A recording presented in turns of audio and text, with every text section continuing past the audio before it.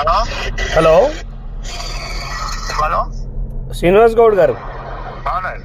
నమస్తే. నేను సిద్దిపేట నుంచి చక్రధర్ గౌడ్ మాట్లాడుతున్నా. నమస్తే నమస్తే, బాగున్నారే? బాగున్నా. విషయం తెలిసింది, మీరు సర్పంచ్కు నిలబడుతుంటే మిమ్మల్ని కొంచెం వాళ్ళు మైనంపల్లి హనుమంతరావు నువ్వెట్లా నిలబడతావు, నువ్వు పక్క ఓడిపోతావు, నేను సర్వే చేయించిన అంటుండట. అన్నది కానీ నేను ఏమైనా అయితే మాకు ఏమైందంటే ఇక అన్న ఫస్ట్ చెప్పినావు, అన్న నువ్వు డ్రాప్ గానే నువ్వు ఆయనకు సీటు ఆయనకి ఇప్పుడు ఒకసారి ఛాన్స్ ఇద్దాము, నువ్వు డ్రాప్ గా నీకు వేరే ఏదైనా ఇస్తా ఇది అని అన్నాడు. అంటే నేనేమన్నా అన్న నేను 30 ఏళ్ళ నుంచి నేను కాంగ్రెస్ పార్టీలో పనిచేస్తున్నాను, నేను నిలవడనన్నా ఏదని చెప్పి అనగానే సరే కొంచెం అన్నాడు కానీ మనం ఏదో లైట్ తీసుకోవాలి అని చెప్పి సభ్యులు ఊరుకున్నాడు. ఎందుకు తీసుకుంటావన్నా, నువ్వు హార్డ్ వర్కర్, ఇన్నేళ్ళు పార్టీకి పనిచేసినావు. సరే మనం పార్టీలు వేరైనా, నేను చేసి వచ్చిన పార్టీ అది కూడా కాదంటలేదు, కానీ ఒక మరి వాళ్ళకే ఇచ్చేటోనికి రెడ్డోనికి జడ్పీటీసో ఎంపీటీసో ఇచ్చుకోమని కదా. అదే చెప్పినా నేను, అది కూడా చెప్పిన వాస్తవంగా. 200% గెలవని ఆయన సర్వే చేయించేది ఏంది? నేను అన్న సర్వే చేస్తా అంటే ఇక ఆడ ఉండి సర్వే చేస్తూ కాదన్న, వీడికి రంపి మన ఊళ్ళో ఎవరినన్నా పంపించి వాళ్ళకి తిరుగుమను, అక్కడ ఇద్దరిని ఇక్కడ ఇద్దరిని పంపిమను. ఒక సర్వే చేస్తే పలాన్ వ్యక్తులు నిలబడుతున్నారు, ఏ వ్యక్తికి మంచిగా ఉంటది ఏం సంగతి అని అడుగుమను. అడిగితే ఒకవేళ ఆయననే అంటే నేను విడ్లు అవుతా అని చెప్పి నేను అనుకున్నా. మీకే బాగుందట, అందుకే మీ నంబర్ తెప్పించుకున్నా. అదే మీకే ఉందట స్కోపు. మీరు అందుకే మీకు సజెస్ట్ చేసినది కూడా కరెక్టే చెప్పారు. మీరు నిలబడితేనే పర్ఫెక్ట్ అనేది వాస్తవం. నాకు రిపోర్టర్ కూడా చెప్పిండు, ఏందా ఇది ధర్మారెడ్డి మన దుబాకు సంబంధించి అన్న మావాడిని అడితే, లేదన్నా ఆయన నిలబడితే గెలుస్తాడు, వాడు ఇంతకుముందుకు రెడ్లు వాళ్ళు వేస్ట్, అది అంత కాదు ముచ్చట, అలా అంత కొడితే 2-3 ఇల్లులు నేవలేవో వాళ్ళదేంది అది ఇది అని మాట్లాడారు. మరి ఇప్పుడు మీరు నిలబడుతురా డ్రాప్ అయ్యారా?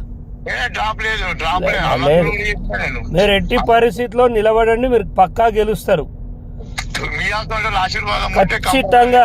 అవసరమైతే వచ్చి నువ్వు బీసీ బిడ్డవి, నువ్వు కాంగ్రెస్ పార్టీగా నువ్వు ఏ పార్టీగా, మేము వచ్చి నీకు ఓటేయాలని చెప్తా. నేను దుబ్బాకలో ₹1 కోటి రైతులకి కేవలం మీ దుబ్బాకలో 1.5 కోటి రూపాయలు ఇచ్చిన నేను. నీకు అట్లా ఏం లేదు, మీరు గెలుస్తారు.